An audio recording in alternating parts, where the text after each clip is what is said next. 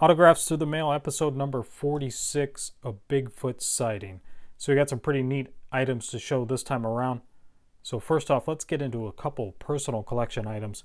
So I have two items here, both notes, and they're both from James Cool Papa Bell. These came from a long time collector a few years ago, and I believe he wrote to everybody and he would ask some questions. So here we have a couple responses from James Cool Papa Bell. So the first one is there was a kind of a legend about him being able to turn off the light and get into bed before it got dark. So he talks a little bit about that here, and he says, "Dear sir, it was the 3-second delay in the switch, and I could get into bed before the room got dark. Sincerely, James Cool Papa Bell." So that was kind of interesting because I always thought like he was so fast that the electricity, he was faster than electricity, basically, is kind of when I heard that quote that he could get into bed before the light shut off.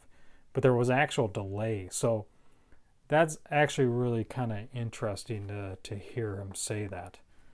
And the next one he talks about probably my favorite player of all time, Satchel Paige.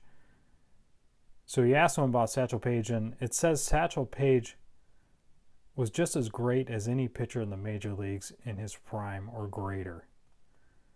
I do not think anybody was as great as he was. After 21 years in the Negro League, at the age of 42, he was a reliever in the majors. He did relieve in the majors. Sincerely, James Cool Papa Bell. So Satchel Paige, he was 42, like he said. He played for the Indians in 48 and 49, and then he was out a couple years, and he played for the Cleveland Browns, who was owned by Bill Veeck, who was pretty infamous for promoting different things in baseball, like Eddie Goodell. He had the midget batter who walked on 4 straight pitches. So he was known for promoting things. And the Browns were a pretty terrible team, but Satchel did have some good numbers, especially in his first year for the Browns. And he had good major league numbers overall, even though he was over 40. So let's get into the autograph portion here through the mail. First off, we've got 2 of 2 from Haven Moses. These are 1971 tops. Then we've got a Marv Foley, 1985 tops. Mike Prawley, 1984 Fleer. A Bill Sampson, 1991 Score. We got a 1964 tops. This is Tom Reynolds. Pretty tiny signature there. But Dave Duncan also signs, and I'll get that one out to him. Complete that one. We do have some completed multi-signed cards here. Jerry Kinney, he took a while. So this is a 1969 tops. Was already signed by Len Bomer. So we completed that one. Next off, we've got a 71 tops. This is Reggie Cleveland. Was already signed by Luis Melendez. Reggie charges $2, I believe it is, through the mail. Good price on that. So we completed that card. And then finally, before our final one here, we've got... So I had this one already signed by Ryan Sandberg. And then Reggie Smith charges $15. Sandberg charges $10. I got this one off to Reggie Smith. Got it back. Really an awesome looking card. Really one of my favorite cards to get signed. Really neat. There are 2 great players right there. And finally, so I want to show this card here. I showed this set that I purchased. I purchased a few of these sets from 1987.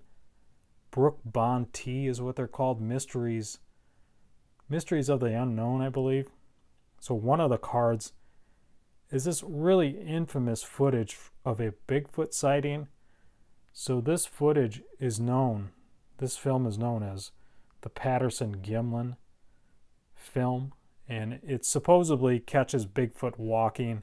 They're in Northern California, out on horseback. These two guys, Roger Patterson and Bob Gimlin, and they happen to catch, I think they're actually out looking for Bigfoot, and they happen to catch him in, for sure, the most infamous film on Bigfoot, and just probably in the supernatural in general.